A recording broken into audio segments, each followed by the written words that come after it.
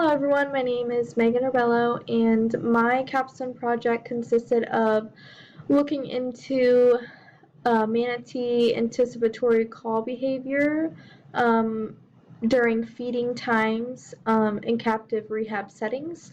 So basically looking at their call frequency relative to before their feeding time, during, and after to see if they change and if these particularly manatee calves are anticipating a feeding time relative to humans, trying to figure out if they are getting used to when humans feed them and anticipating the same time they're getting fed every day, which can be detrimental when the goal is to release them back to the wild.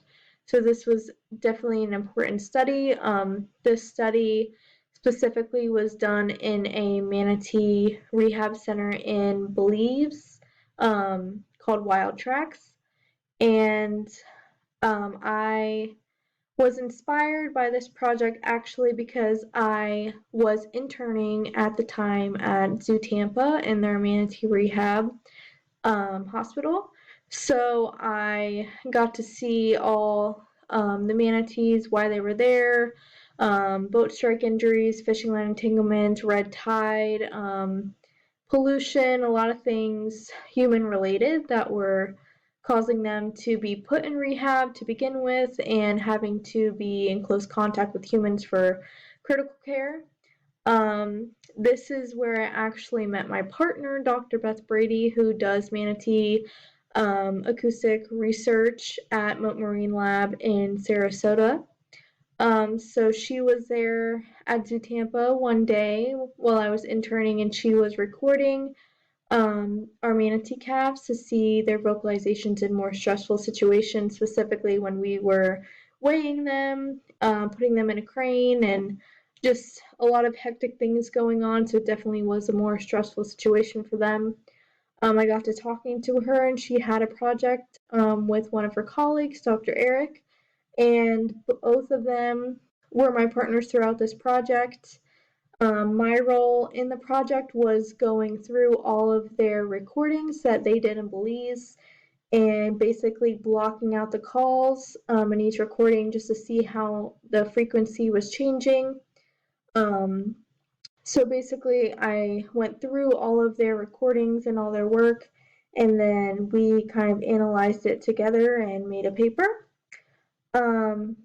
So basically, our findings of the study showed what our hypothesis was predicting, which was higher frequency calls during pre-feed. So there was about 12.9 calls per minute during pre-feed, and then during feed it went down to around 2.6 calls per minute, and then after feeding went back up to 4.7 calls per minute. So definitely a huge increase in frequency of calls pre-feed.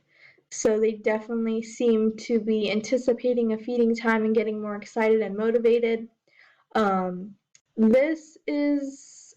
This study is especially important looking at anticipatory call behavior, because this kind of research is not well studied in manatees. It's more well studied in cetaceans, but manatees have not been looked at. And while these manatees, a goal in rehab is to get them placed back into the wild once they are healed up and they feel better, it is very important to make sure they are not associating humans with feeding times, especially when they are getting released into springs, into places that humans are frequent, where they're kayaking, where they're boating.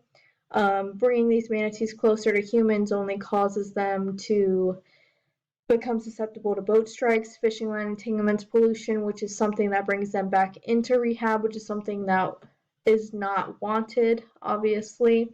So it's definitely important, and I found this study very useful just to look at how their calls are changing over their feeding times, especially when they're being fed around the same time. So it is kind of easy for them to recognize, oh, this human's coming up to me and they're going to feed me, and I'm getting excited. And I also seen that while I was doing my internship, while I was feeding them, they definitely were sort of recognizing me as a source of food, which is something that shouldn't be happening and should be limited. I think this study definitely is useful to show to rehab facilities, um, just to spread awareness and to make sure that they're limiting human interactions as much as possible. I know at Zoo Tampa, we were stuffing their food into lettuce feeders that sunk to the bottom. So primarily they were forced to eat at the bottom, which is limiting human contact, which is good for them to recognize there's food at the bottom, and that also seagrasses and things grow at the bottom in the wild, so that kind of promotes foraging behavior. Um, and I definitely think this study was useful, and I think it could be used in future research just to keep studying it, since this is not well studied in manatee species. So I think it is very useful to use in the future, and I definitely want to look into continuing the study and see what we can find in a bigger population, since we only worked on 2 manatee cows specifically in one facility. It would be nice to look at different facilities and see how their anticipatory behavior and calls are changing. So for my public presentation part of this, I decided to make an infographic, just because I thought it was easy to present the information. I made 4 infographics. These are 2 of them here. I basically, for the first one, just wanted to go over why manatees are important, exactly what is a manatee, their common behaviors, that they're herbivores and they forage for food. They can eat about 10% of their body weight in vegetation per day. Them going up for air definitely causes them to be more susceptible to boat shark injuries and different things like that. Why we should care, what makes them vulnerable, basically what I touched on before. And then I also wanted to touch on manatee rehab, why manatees come in to rehab, broken bones, infections, lesions, illnesses, like I said, injuries from road strikes, things like that. The role of rehab is to make sure they get better and then they are able to be released back to the wild. Implications, like I said, they can get used to humans and they can start associating them with feeding times. Then I also wanted to talk about manatee vocalizations, and basically manatees vocalize in chirps and squeaks. It's usually to promote individuality between individuals. A lot of manatee vocalizations are primarily between calf and mom, in case they get separated, just to make sure they're communicating with one another, which is something also why we decided to focus on calves primarily in the study, because they are they vocalize more than older manatees do, so that's why we focus on that. Like I said, why they vocalize. This also was just what I specifically was looking at and how I kind of blocked out the calls. I would see these calls in Raven software and I would be able to block them out, and that's kind of what they look like. Like I said, future research, just to look at different sets of manatees, how their vocalizations are changing, different things like that.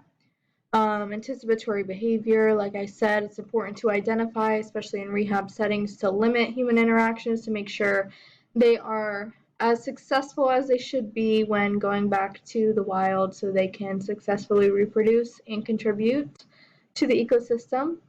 And then my last infographic, I just want to touch on the basics of the study, the rehab in Belize, and just the averages that I mentioned and how it went on for 5 days. Just looking at frequency of calls, you can see in this graph that pre-feed was definitely higher than during and post-feed, with the number of calls significantly. So the study is definitely important, and it aims to show rehab facilities that this can happen and that it needs to be addressed and also limited so these animals don't end up back in rehab and they can be successful. Thank you guys for listening.